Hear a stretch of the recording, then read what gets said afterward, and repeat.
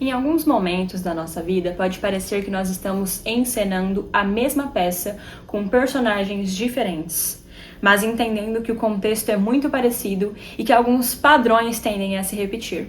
E é exatamente sobre isso que eu vim conversar hoje. Repetição de padrões e a visão que alguns autores da psicologia vão ter sobre esse tema.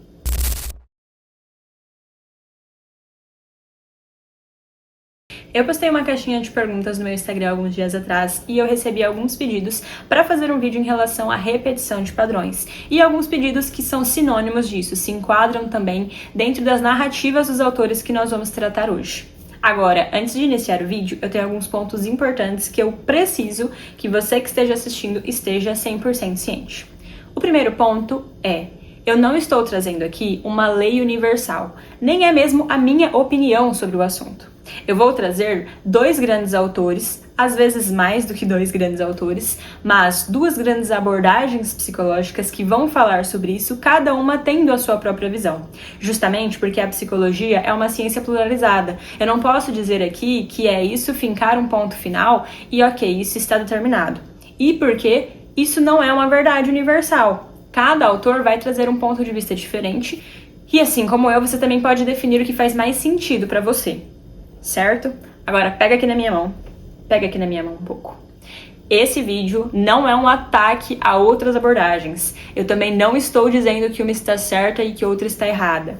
Inclusive, nesse vídeo eu não vou trazer uma explicação profunda sobre nenhuma delas. Eu explicarei conceitos apenas ao que interessa ao nosso vídeo de hoje, que é sobre repetição de padrões. Ok? Por favor, hein? Antes da gente falar sobre repetição de padrões, também é importante que a gente tenha bem definido o que é um padrão.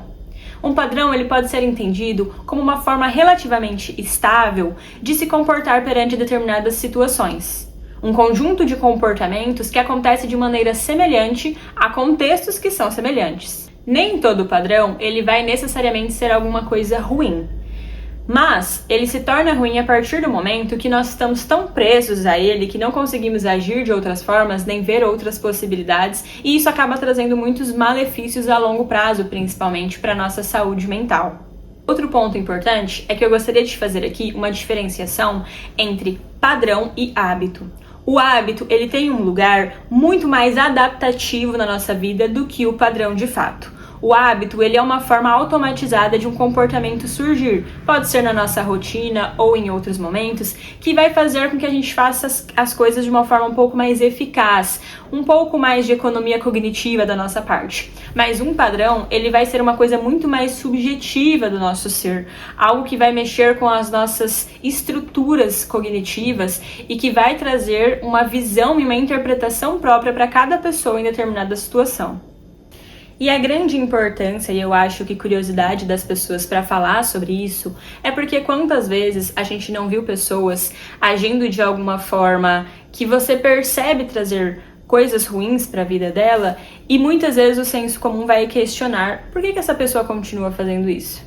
Por que essa mulher continua se relacionando sempre com homens que acabam sendo agressivos, ou alcoólatras, ou extremamente ciumentos, ou homens que, na verdade, seguem um padrão em determinado aspecto muito parecido, como se ela não percebesse aquilo. E a gente sempre diz, a pessoa gosta de sofrer, essa pessoa não aprende, essa pessoa vai ter que errar até aprender, sendo que, na verdade, existem outras explicações para esses fenômenos. Outra coisa também é quantas vezes você, eu, enfim, a sociedade no geral, não viveu certos momentos e questionou já ter vivido aquilo antes com um padrão muito claro, mas que você não sabe onde se iniciou, o que te leva a isso, e aí a gente sempre vai tratar isso como um grande destino, como algo que acontece sem que você saiba, como se você não tivesse participação nessa repetição de padrão, como se fosse algo destinado a acontecer com você, o universo conspirando a favor disso. Por isso, hoje a gente vai debater sobre esse tema. O primeiro autor que eu gostaria de trazer aqui é Skinner. O Skinner é um psicólogo norte-americano que no século XX teve como uma grande participação na psicologia o behaviorismo radical. Hoje em dia, a análise do comportamento. a gente vai entender alguns aspectos extremamente importantes da análise do comportamento trazidos por Skinner que podem fazer a gente compreender um pouco melhor o que seria uma repetição de padrão. Lembrando, eu vou falar sobre este autor agora e mais pra frente no vídeo nós vamos abrir uma outra abordagem com uma visão completamente diferente desse mesmo fenômeno. Então escuta bem o que eu vou te falar agora para que você lá na frente possa refletir qual para você faz mais sentido. O principal que nós precisamos entender sobre o behaviorismo radical e a análise do comportamento que Skinner defende para que a gente possa falar sobre padrões é, para Skinner, o ser humano é compreendido a partir da sua interação com o meio em que ele está inserido. Lembrando que quando o Skinner fala sobre o meio, o ambiente que a gente está inserido, não necessariamente estamos falando de espaços físicos, mas de cultura, contexto, pessoas, até mesmo contextos que nós criamos mentalmente servem de ambiente para os nossos comportamentos. Ele vai trazer 3 termos extremamente importantes para que a gente entenda como nós aprendemos a nos comportar na nossa vida. Isso desde que nós somos bem pequenininhos. Que é, então, um estímulo antecedente, um comportamento e uma consequência. Por que esses 3 termos são tão importantes? Porque Skinner vai defender que tudo que nós aprendemos e os comportamentos que mantemos vão ser determinados pela consequência desse comportamento. O estímulo antecedente, ele é então o que faz com que a gente tenha um comportamento. Por exemplo, um estudante de ensino médio vai ter uma prova. Isso é um estímulo antecedente. Ele escolhe perante essa prova estudar para ela com muito afinco, ler vários livros durante dias. Ele se comporta dessa forma e, como consequência, ele tira uma boa nota. É aqui que a gente precisa trazer outro conceito descrito por Skinner para falar sobre como, então, a consequência determina se a gente vai continuar um comportamento, aumentá-lo ou diminuí-lo. As consequências, existem algumas formas de existir. A gente chama de reforço, punição ou extinção. E nesse vídeo eu vou me prender apenas a esses conceitos básicos. Eu não vou entrar aqui em discussão sobre os tipos de reforço, os tipos de punição, porque eu acho que não é pertinente, eu acho que o vídeo ficaria muito longo e eu acredito que se você é uma pessoa muito leiga na área da psicologia, não vale a pena trazer tantos conceitos que você não vai conseguir absorver em poucos minutos de vídeo. Isso é uma coisa muito mais prolongada que pode ser aprofundada de diversas formas. Mas, se vocês gostarem, comentarem aqui e a gente faz um vídeo só sobre esses conceitos. O que importa aqui é reforço, punição e extinção. O reforço é aquilo que a gente tem que mantém e aumenta as chances de que um comportamento volte a acontecer. No exemplo da prova, tirar uma boa nota pode ser reforçador para aquela pessoa. Então, aquele estudante volta a estudar em outras provas para continuar sendo reforçado pelas boas notas. Vou abrir um parênteses aqui de que reforçador não é a mesma coisa que recompensa. Eles podem ser sinônimos, mas não são exatamente a mesma coisa. O que importa é que o reforçador, independente de positivo ou negativo, vai manter ou aumentar um comportamento. Já a punição vai fazer com que aquele comportamento diminua. Uma questão sobre a punição é que por mais que ela mostre que o comportamento não é adequado, nem sempre ela vai mostrar exatamente qual comportamento deveria ser posto no lugar. E a extinção é quando os reforçadores ou consequências que mantinham um comportamento param de existir. Então você vai tendo que extinguir aquele comportamento porque ele não produz mais o que ele produzia antes. A extinção vai ter uma coisa chamada explosão de extinção, que acontece quando uma pessoa busca muito mais o reforçador que mantinha o comportamento, agindo mais sobre ele. Tá, Elisa, você falou esse monte de coisa e eu ainda não entendi onde é que a gente se encontra aqui para falar sobre repetições de padrões. Bom, o que eu quis dizer com tudo isso, e agora, daqui pra frente, explicando, juntamente com o tema do vídeo, o que eu quero dizer é: Skinner vai dizer que nós repetimos padrões porque aqueles padrões trazem para nós reforçadores. A gente sempre busca entender qual é a função de um comportamento para nós. E pode não parecer. Comportamentos que têm malefícios e que são vistos de fora como algo que não faz bem, pode trazer, mesmo que por um segundo, um reforçador para esse comportamento. Um exemplo claro de um padrão dificílimo de quebrar e que envolve a questão do reforçamento é a procrastinação. Quantas vezes nós não procrastinamos coisas que a gente tinha para fazer, livros que a gente tinha para ler, coisas para estudar ou afazeres de casa, e nós enrolamos muito tempo para começar? A procrastinação é prejudicial a longo prazo, mas aquele momento em que você tira um pequeno descanso antes de uma grande atividade, por menor ou maior que seja, traz algum tipo de conforto, algum tipo de reforçamento para você. E é por isso que esse comportamento continua acontecendo. É muito difícil quebrar isso quando você passou por um processo de anos aprendendo que isso era de alguma forma eficaz. E aqui é o grande ponto sobre a repetição de padrões.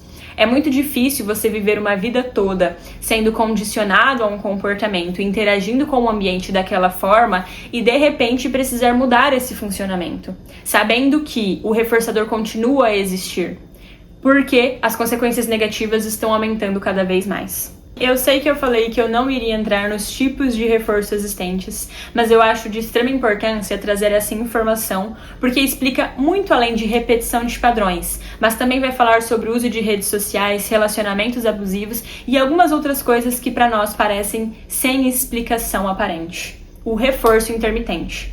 O reforço intermitente, ele é quando você não é sempre reforçado por um comportamento. Por isso, você se comporta cada vez mais ou tem comportamentos mais frequentes para entender o momento que esse reforçador vai aparecer. Por exemplo, quando a gente joga jogos de aposta, você sabe que em algum momento pode ser que você ganhe, mas você não sabe quando esse momento vai chegar, e por isso você tende a apostar cada vez mais.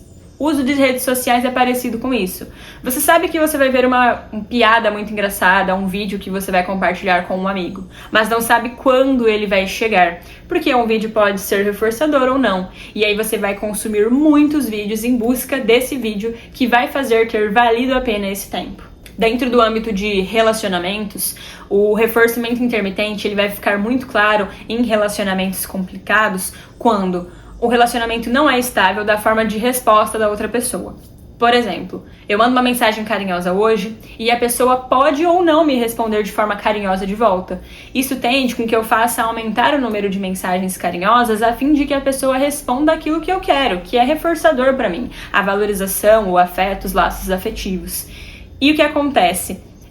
O reforço intermitente é perigoso justamente porque você tem em mente que em algum momento ele vai aparecer. Então você corre muito atrás de uma pessoa, você corre muito atrás de um emprego, de alguma validação acadêmica, porque em algum momento pode ser que venha. Um estudante fissurado em notas boas, com trabalhos impecáveis, vai cada vez mais buscar trabalhos melhores se ele não sabe quando o professor vai elogiá-lo. Eu tenho um professor difícil de lidar, então os meus trabalhos para eles vão ser cada vez mais elaborados a fim de que ele me reforce em algum momento. Um experimento que eu gostaria de citar também para falar sobre isso é um experimento que aconteceu com pombos e que Skinner nomeou de comportamento supersticioso. O que acontece é que pegaram alguns pombos, de forma resumida, colocaram comida dentro de algumas caixas e essa comida era liberada para os pombos em intervalos regulares de tempo. Ou seja, passou-se o tempo, aquela comida iria chegar ao pombo de qualquer forma.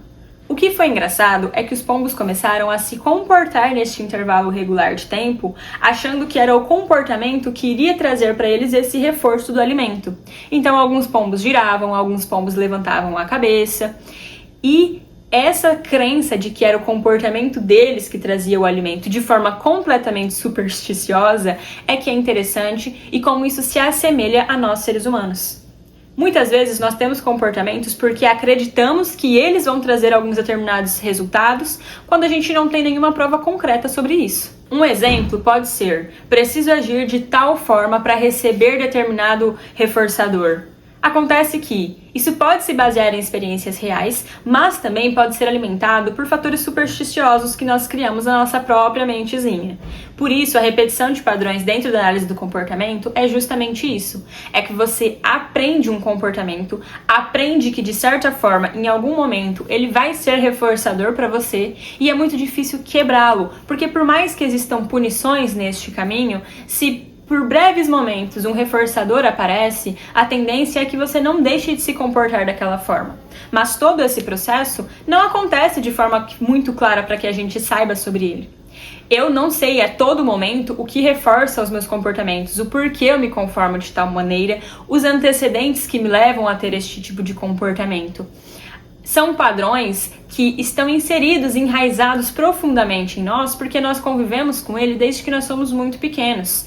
Pensa só, a influência do ambiente sobre nós age a todo momento e o tempo todo. É muito difícil eu dizer, foi nesse dia que eu aprendi que eu deveria me comportar assim. Foi nesse momento, nesse relacionamento que eu entendi que esse comportamento traz esse reforçador. E é por isso que essa autoanálise, ela é importante. Começar a se perguntar o que aconteceu antes, qual foi a consequência desse meu padrão, em que momento esse padrão que eu vejo tão maléfico para mim fez com que ele continuasse acontecendo. Em que momento eu percebi algo positivo dentro de tudo isso e qual é a função de me comportar dessa forma? Nós vamos entrar agora, então, dentro da outra abordagem tratada nesse vídeo, a psicanálise. Vamos falar principalmente de dois autores psicanalistas, Sigmund Freud e Lacan, para descrever um pouco o que eles trazem sobre repetições de padrões emocionais. No caso deles, eu vou focar um pouco mais em relacionamentos amorosos, porque eu acredito que seja o intuito das pessoas que me perguntaram isso no meu Instagram. Não apenas, mas eu acredito que é onde fique mais claro como os nossos padrões funcionam. Às vezes a gente não vai ter tanta clareza deles dentro de outros conceitos. Antes de começar, eu vou reforçar aqui mais uma vez que esse vídeo não é um ponto definitivo de leis universais. Eu estou trazendo as visões desses autores, mas nunca vou conseguir trazer em apenas um vídeo tudo o que eles pensavam sobre isso. Não vou conseguir trazer em apenas um vídeo toda a teoria freudiana, toda a teoria da psicanálise. Por isso, eu vou tratar de uma forma bem mais leiga o assunto e trazer esses pontos em um pouco mais senso, como uma linguagem um pouco mais acessível, para que você aí de casa consiga compreender, o que não tira o valor científico desses achados, desses estudos e das falas desses autores. Mas, para que eu não faça aqui um grande monólogo científico que não vai ser compreendido por quem já não tem um conhecimento prévio do assunto, vai ser assim que vai funcionar. Para começar, então, a gente precisa entender que, lá no início da teoria de Freud da psicanálise, talvez antes de ser a psicanálise em si, ele dizia que e entendia que os seres humanos, eles são movidos pelo princípio do prazer, onde os seres humanos buscam prazer e evitam situações desprazerosas. Acontece que uma coisa que começou a intrigar muito Freud foi a observação de repetições de coisas negativas e que não traziam prazer. Por exemplo, por que pacientes que ele atendiam voltavam sempre àquilo que os machucava? Por que pacientes mulheres que reclamavam de terem sofrido maus tratos na infância, na vida adulta se relacionavam apenas com homens que as maltratavam? É sobre isso que o Freud começa a analisar. E aí, lá em 1914, ele vai publicar um texto chamado Recordar, Repetir e Elaborar. O repetir, recordar e elaborar, ele vem mostrar uma visão que Freud teve de que muitos pacientes que ele atendeu não simplesmente relembravam momentos traumáticos. Eles tendiam a repetir aquilo, a vivenciar mais uma vez. E não de forma consciente. Isso voltava e como se a pessoa atuasse aquilo mais uma vez como forma de elaboração a um conflito que permaneceu em aberto durante todo esse tempo. Calma, que eu vou destrinchar isso um pouco mais. É como se nós vivêssemos um momento traumático da nossa vida e nós reprimimos ele porque não conseguimos, no momento em que o vivemos, elaborar exatamente dentro do nosso aparelho psíquico. E isso faz com que ele vá retornando em diferentes contextos, relacionamentos, trabalhos, relações pessoais, afetivas, enfim. E que ele volte para que você atue novamente, o reviva, na intenção de que dessa vez você talvez consiga elaborá-lo. A repetição, ela é uma forma de encontrar uma representação consciente de algo que já não era representado conscientemente antes. Lá em 1920, Freud vai publicar, então, uma obra que se chama Além do Princípio do Prazer, justamente porque o princípio do prazer estava lá no início de sua teoria, mas ele percebe que aquilo não é o suficiente. O Além do Princípio do Prazer surge ao analisar justamente que as pessoas podem sim estar em contato com situações que foram desprazerosas para elas. Ele fala isso principalmente após analisar os soldados da Primeira Guerra Mundial, que sonhavam constantemente com os campos de batalha, e aquilo claramente não era prazeroso. Mas é justamente porque a repetição não significa prazer, ela significa insistência. É realmente retornar ao mesmo ponto do qual você talvez nunca tenha aprendido ou talvez nunca tenha conseguido sair. Uma outra observação extremamente importante que Freud realizou foi numa criança, um menino de 18 meses de idade. A observação foi em relação a uma brincadeira que a criança desenvolvia com um carretel e com uma linha, onde a criança basicamente tinha um carretel enrolado numa linha, e aqui eu vou usar os termos em português, originalmente o experimento é conhecido com os termos em alemão, mas enfim. Neste experimento, esse menino então jogava o carretel com a linha esticava e ele dizia, foi embora. E aí ele puxava de volta e dizia, aqui.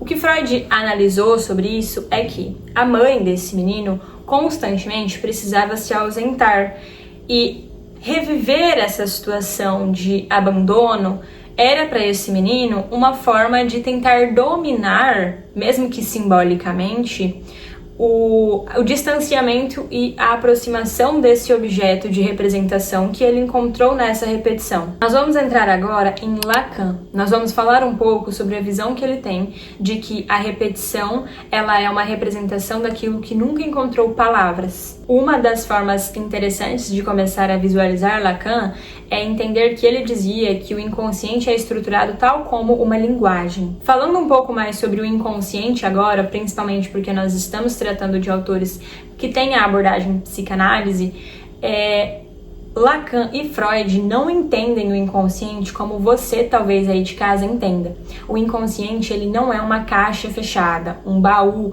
guardado no fundo da nossa mente. Ele não funciona como uma gaveta coberta a 7 chaves. Descreve o inconsciente como um funcionamento. E Lacan, quando diz que o inconsciente funciona como uma linguagem, não vai necessariamente dizer que ele fala com a gente, fala português ou inglês. Mas é no sentido de que, desde que a gente nasce, a gente já recebe linguagens muito claras.